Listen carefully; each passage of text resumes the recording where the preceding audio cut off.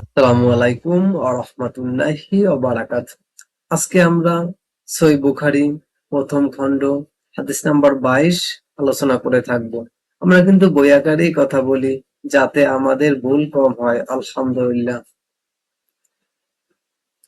সহিহ বুখারী প্রথম খণ্ড হাদিস নাম্বার 22।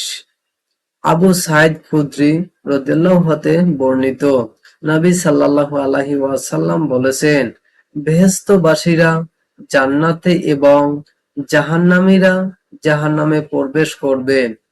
অতঃপর আল্লাহ তাআলা মালাকদের বলবেন, যার অন্তরে সরিষার দানা পরিমাণও ঈমান আছে তাকে জাহান্নাম হতে বের করে আনো।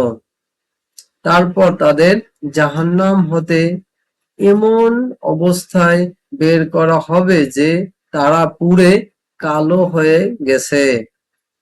অতঃপর তাদের দৃষ্টিতে বা হায়াতের বর্ণনাকারী মালিক রহমাতুল্লাহ আলাইহি শব্দ দুটির কোনটি এ সম্পর্কে সন্দেহ প্রকাশ করেছেন।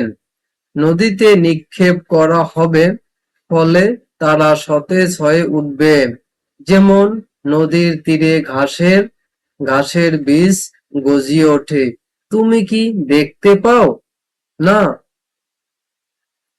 এটা আমরা রিপিট করছি।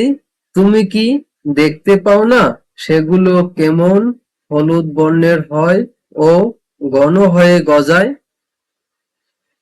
এই হাদিসটি সহিহ বুখারীতেও মুসলিমও রয়েছে। সহিহ মুসলিমে রয়েছে 82 নম্বর হাদিসে, 184 নম্বর হাদিসে। আধুনিক প্রকাশনীর যে হাদিস রয়েছে এখানে 21 নম্বর হাদিসে রয়েছে।